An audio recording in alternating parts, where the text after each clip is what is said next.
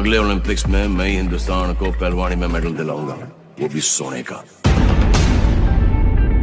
India का coat हमें नहीं मिलता, इंडिया का कोट कमाना पड़ता है।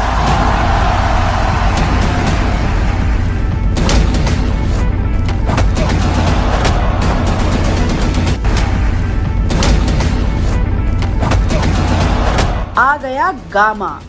कौन है गामा पहलवान? क्या है गामा का दंगल से कनेक्शन? आपको याद ही होगा, हमने आपको बताया था कि एक लड़का जो एक गुरु के पास जाकर सबको पछाड़ देता है कुश्ती में। आइए बताते हैं कि आगे जाकर कौन बनता है वो लड़का। पर इस रियल लाइफ के लड़के के दोनों हाथ बिल्कुल ठीक है। वो लड़का कोई और नहीं, गामा पहलवान ही होता है। आइए जानते हैं गामा की रियल स्टोरी। आज के इस वीडियो में हम बात करने जा रहे हैं द ग्रेट गामा। गामा पहलवान के नाम से प्रसिद्ध और अपने पूरे जीवन में कभी न हारने वाले पहलवान गुलाम मोहम्मद के बारे में, जिन्होंने भारतीय कुश्ती को केवल भारत में ही नहीं बल्कि अंतर्राष्ट्रीय स्तर पर भी पहचान दी है और भारत का नाम पूरी दुनिया में ऊंचा किया। उनके बारे में सबसे अनोखी बात यह है कि लगभग 52 वर्ष के उनके लंबे करियर में उन्हें कोई भी हरा नहीं सका। गामा पहलवान एक दिन में 1000 दंड बैठक लगाया करते थे और उनके डाइट के बारे में सुनकर आप हैरान हो जाएंगे। गामा अपने प्रतिदिन के भोजन में 6 देसी चिकन, 15 लीटर दूध, आधा किलो घी और आधा किलो बादाम लेते थे।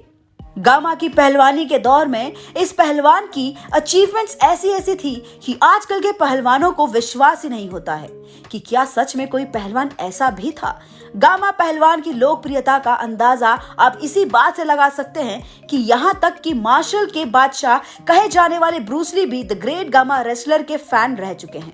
गामा पहलवान का जन्म 22 मई 1878 में पंजाब के अमृतसर में हुआ था। उनके पिता का नाम मोहम्मद अजीज था, जो एक पेशेवर प्रसिद्ध पहलवान हुआ करते थे।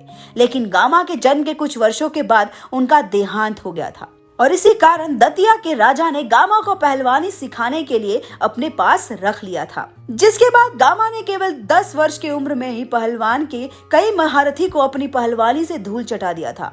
इसलिए उनके इतने कम उम्र में उनके अद्भुत कारनामों के कारण वो अपने आसपास के राज्यों में भी इजी के साथ फेमस होने लगे।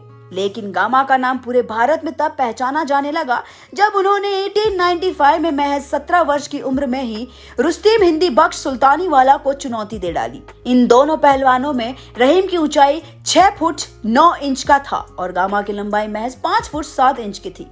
लेकिन इन दोनों पहलवानों की कुश्ती में गामा जरा सा भी नहीं घबराए और इस मुकाबले में दोनों ने बराबर की कुश्ती लड़ी और अंत में उनका ये मुकाबला बराबर का हो गया, जिसमें कोई भी नहीं जीता और न ही कोई हारा। आपको बता दें कि उन दिनों रहीम के आगे कोई पहलवान भी नहीं टिक पाता था, लेकिन उस महज 17 वर्ष के गामा पहलवान ने मुकाबला को बराबर करवा करके सबको आश्चर्य में डाल दिया था।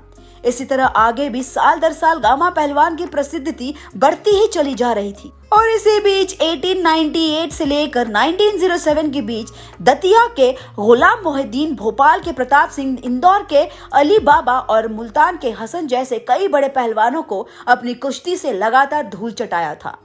और उसी प्रकार 1910 में गामा का सामना एक बार फिर रुस्तम हिंद रहीम बख्श से हुआ, लेकिन इस बार भी दोनों के बीच मुकाबला बराबर का रहा।